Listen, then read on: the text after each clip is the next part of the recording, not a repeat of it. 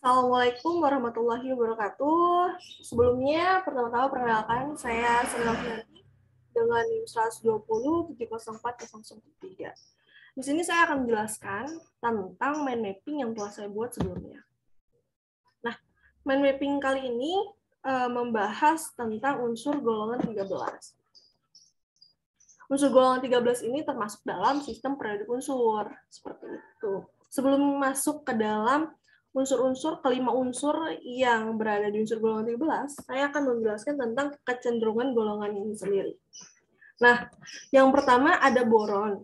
Nah, boron ini sebetulnya adalah termasuk ke dalam metaloid, yakni semi logam yang punya sifat peralihan dari logam dan non-logam. Gitu. Dan lainnya, semuanya adalah logam.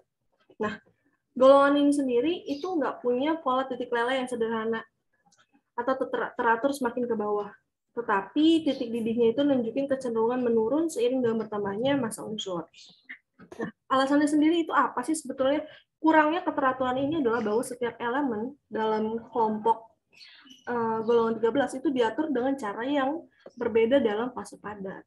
Gitu. Kerapatan muatan tinggi yang dihasilkan dari ion golongan 13 sendiri cukup untuk mempolarisasi hampir semua anion yang mendekati cukup untuk menghasilkan ikatan kovalen. Dan satu-satunya cara untuk menstabilkan keadaan ionik unsur-unsur golongan 13 adalah dengan menghidrasi ion logam. Di golongan 13 kita pertama kali menemukan unsur-unsur yang punya lebih dari satu bilangan oksidasi. Nah, aluminium itu punya tingkat oksidasi 13, baik ikatan ionik atau kovalen. Tapi di galium, indium, dan talium punya tingkat oksidasi kedua, yakni 11. Untuk galium dan indium, keadaan 13 mendominasi, sedangkan keadaan 11 paling umum untuk talium. Nah, sebetulnya di unsur golongan 13 ini, fokus utamanya ada di unsur boron dan aluminium. Tetapi kita akan membahas sedikit tentang indium, talium, dan galium. Gitu ya. Untuk galium sendiri itu lambangnya di SPU itu kan Ga, dan nomor atomnya 31. Dia ini logam yang sebenarnya cukup jarang ditemui, tapi punya bahan yang lembut, benda padat yang mudah melebur pada suhu rendah, tapi bisa mencair lebih lambat di atas suhu kamar. Seperti itu. Peranan pentingnya tuh sebetulnya senyawa galium itu ada di senyawa galium arsenida yang dipakai sebagai semikonduktor, terutama dalam diode pemancar cahaya. Logam ini tuh akan meleleh saat dipegang oleh tangan kita karena titik cair galium adalah 29,2 derajat Celcius. Gitu. Nah, fact-nya ini, nama Galia sendiri itu berasal dari Prancis. Oke, lanjut kita ke indium ya.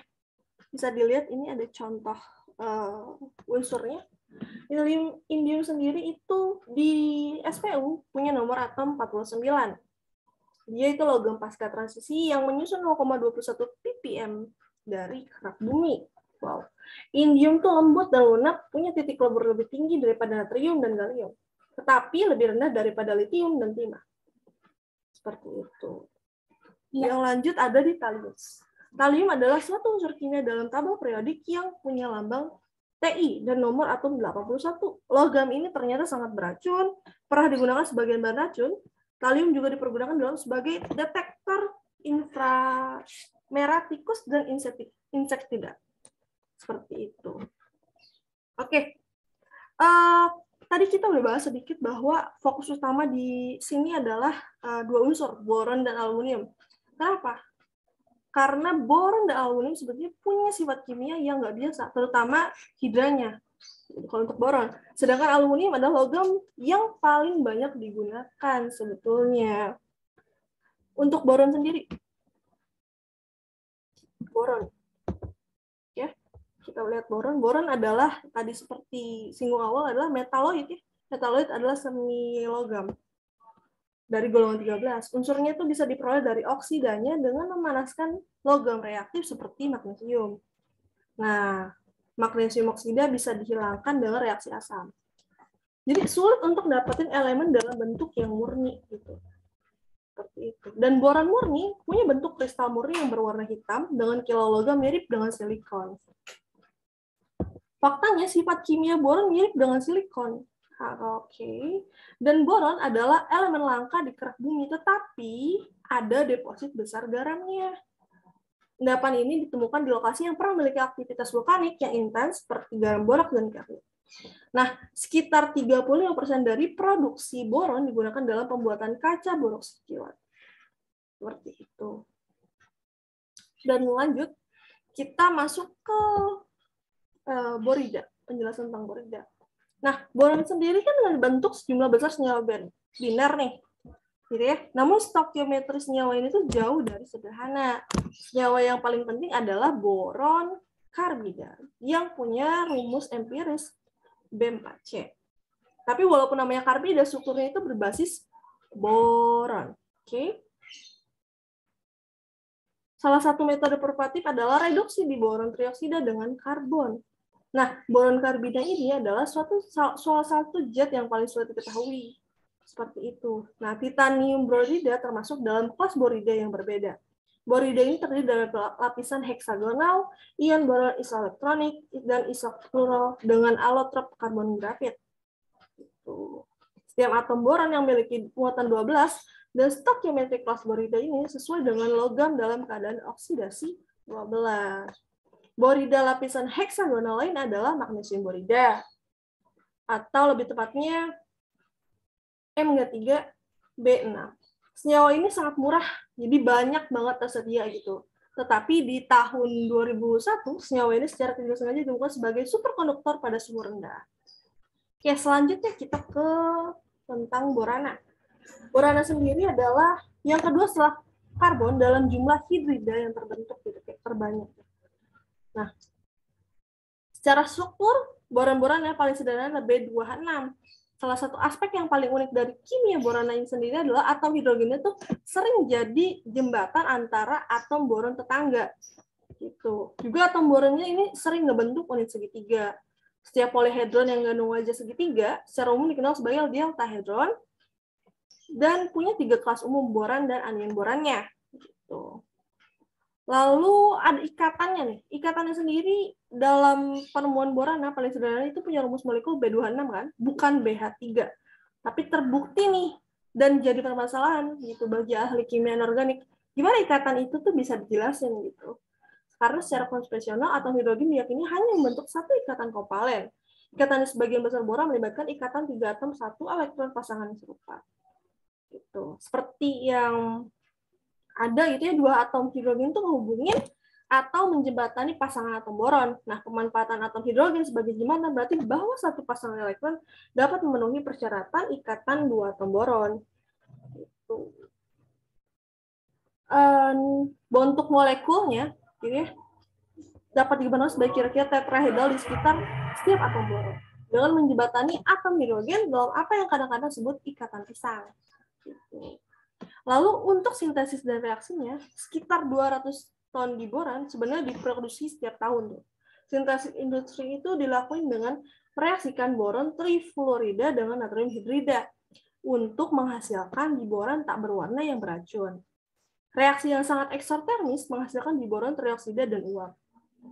Reaksi dengan menghasilkan asam borat dan hidrogen juga ternyata sangat eksoterm.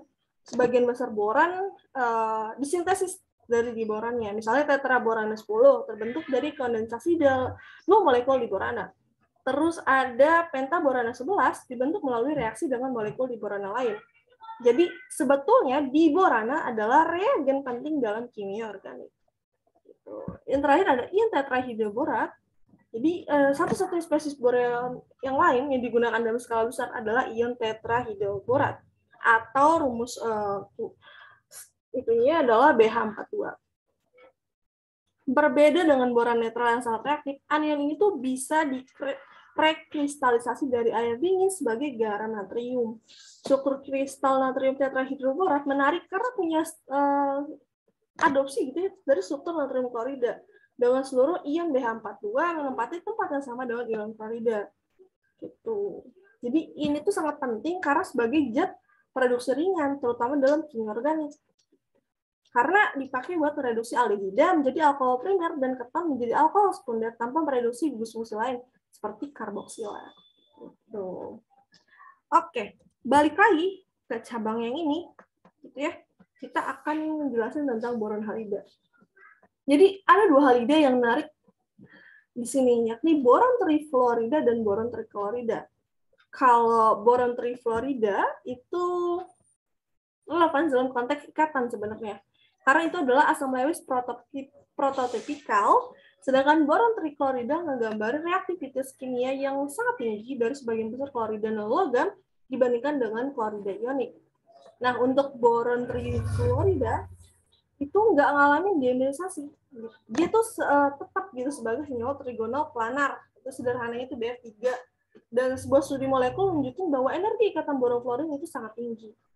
Nah, energi ikatan ini tuh jauh lebih tinggi daripada energi ikatan tunggal konvensional yang misalnya dipunyai sama energi ikatan karbon fluorin cuma sebesar 485 kJ per mol. Nah, itu tuh jelasnya stabilitas mengejutkan dari molekul yang kekurangan elektron dan ikatan kekovalent yang kuat gitu. Ikatan P dan ikatan S yang didalilkan ada dalam senyawa. Seperti itu. Lalu ketika boron trifluorida bereaksi sama ion fluorida untuk membentuk ion tetrahedral, tetrafluorobat atau BH2, panjang ikatan BO-nya itu meningkat dari 130 pi dalam boron trifluorida menjadi 145 pi dalam ion tetrafluorobat. Nah, pemanjangan ini tuh sebetulnya diharapin karena orbital 2s dan 2p dari boron tuh dalam ion tetrafluorobat itu digunakan untuk membentuk ikatan 4s.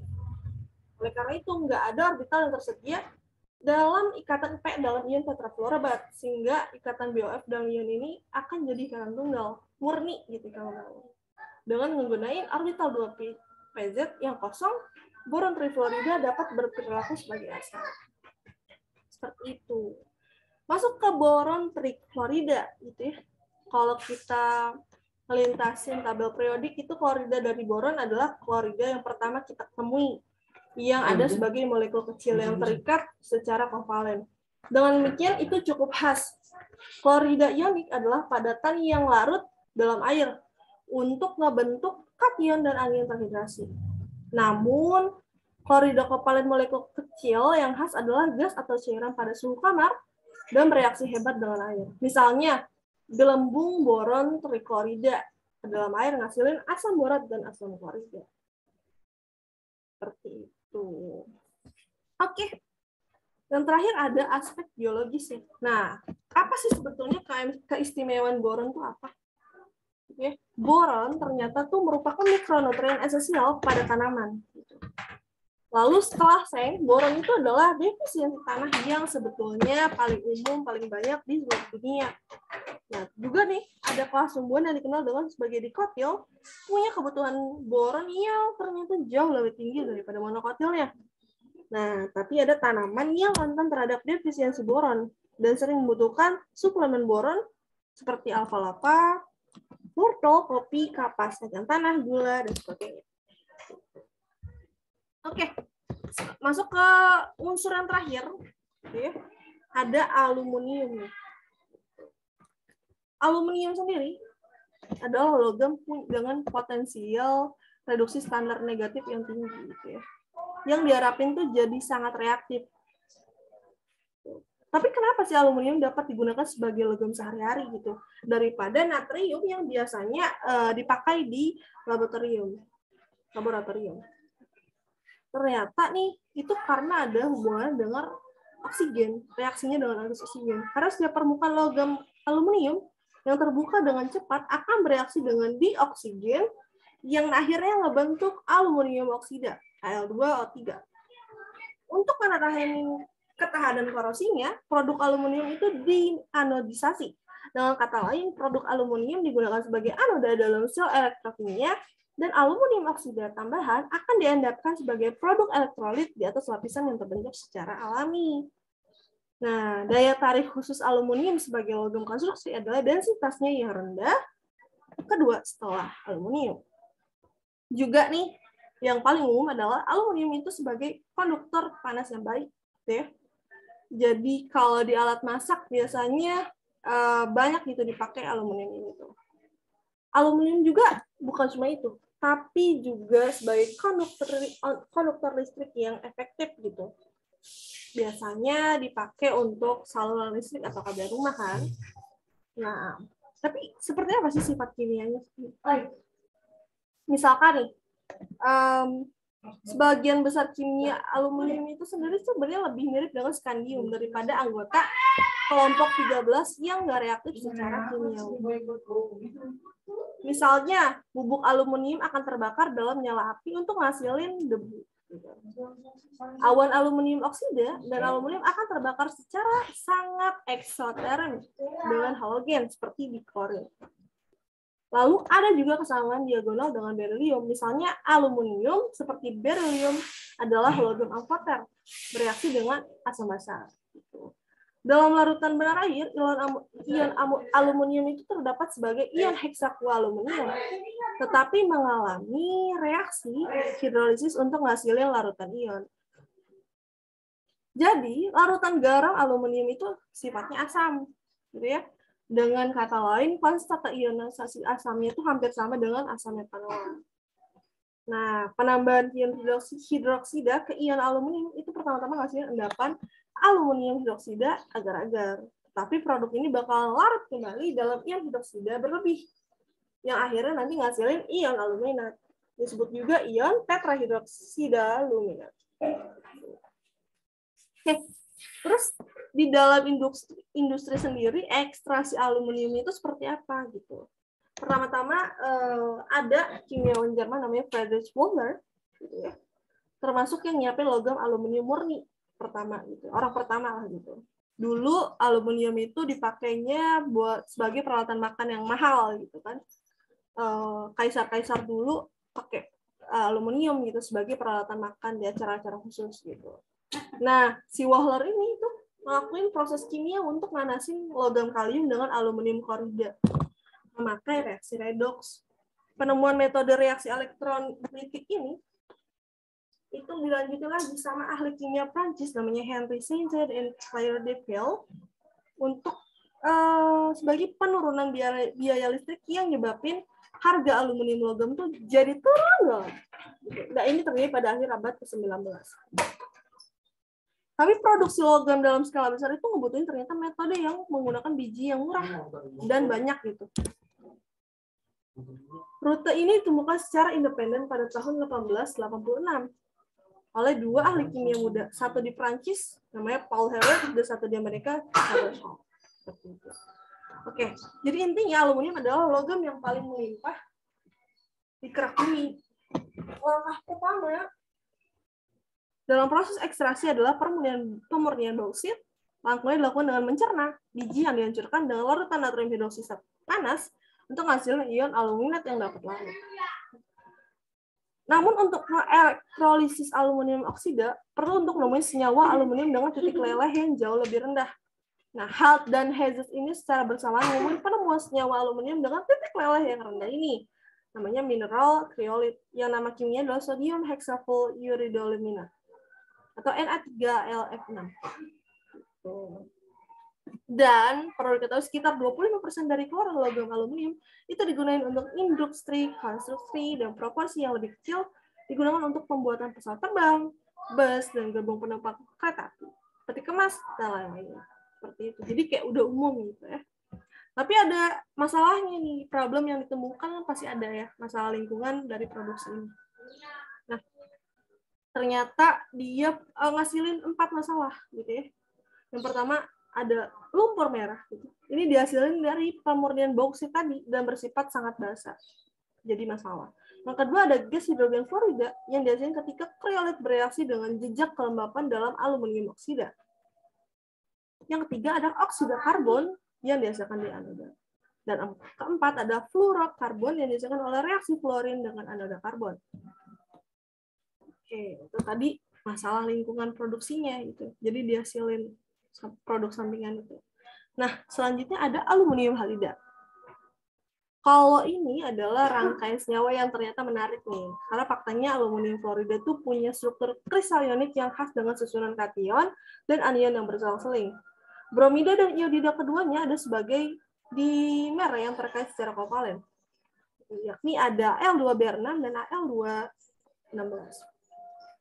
Analog dengan diborana dengan 2 atom halogen kehubung. Seperti itu. Tapi ini meskipun aluminium klorida anhidrat tampaknya mengadopsi struktur ionik dalam fase padat, reaksinya itu lebih khas dari klorida kovalen. Gitu. Dan dia tuh bereaksi sangat eksotemis dengan air dengan cara khas kovalen klorida. Tuh. Nah, perlu diingat aluminium klorida anhidrat adalah reagen penting dalam kimia organik. Jadi secara khusus dipakai sebagai katalis untuk substitusi cincin aromatik dalam reaksi Friedel-Crafts. Selanjutnya kita masuk ke aluminium kalium sulfat. Nah, ini ada hubungannya sama tawas gitu. Kenapa? Kenapa hubungannya sama tawas? Tawas itu kristal dari campuran equimolar kalium sulfat dan aluminium sulfat. Nantinya akan ngasilin formulasi ini, aluminium kalium sulfat. Kristal tawas tadi itu punya stabilitas Kisi yang sangat tinggi karena anion sulfat tersusun antara ion kalium dan heksaqualuminium yang berselang-seling. Nah, senyawa-senyawa ini tuh kadang-kadang digunakan untuk menghentikan pendarahan kecil karena itu nantinya jadi nyebabin koagulasi protein pada permukaan sel tanpa membunuh sel itu sendiri. Oke, masuk ke aluminida. Kalau kita cari material baru yang performa tinggi, ada satu keluarga baru dari material kuat, namun densitasnya itu rendah jadi terkenal. Nah, ini dia, yakni aluminida. Senyawa intermetalik ini tuh biasanya punya stoikiometri yang tepat karena sering disebut sebagai senyawa, bukan paduan. Karena aluminida punya kebentuk rangkaian, untuk memudahkan aluminium selalu diberi nama kedua. Meskipun atom tersebut tuh nggak lebih elektronegatif. Nah, ada 4 aluminium logam yang diminati saat ini. Ada magnesium aluminida yang punya 2 stoikiometri yang sama. Ada nikel aluminida, tantalum 3 aluminida, dan titanium aluminida. Nah, aplikasi yang paling penting dari bahan ini adalah mesin pesawat. Nah, oke. Masuk ke aspek biologis lagi, adalah aluminium sendiri adalah logam yang sangat beracun. Untungnya, di bawah kondisi hampir netral, ion aluminium membentuk senyawa yang nggak larut, meminimalkan bioavailabilitasnya, karena ikan ternyata sangat beresiko dari keracunan aluminium. Nah, jadi penelitian tuh udah nunjukin bahwa kerusakan stok ikan di danau yang diasamkan bukan karena pH-nya lebih rendah, tapi karena konsentrasi ion aluminium yang lebih tinggi di dalam air dihasilkan dari pH yang lebih rendah. Dan faktanya, konsentrasi ion aluminium cukup untuk memenuhi ikan. Tetapi ada nih tanaman secara alami tahan terhadap keracunan aluminium. Oke, sekian yang dapat saya sampaikan. Kurang lebihnya mohon maaf. Terima kasih. Assalamualaikum warahmatullahi wabarakatuh.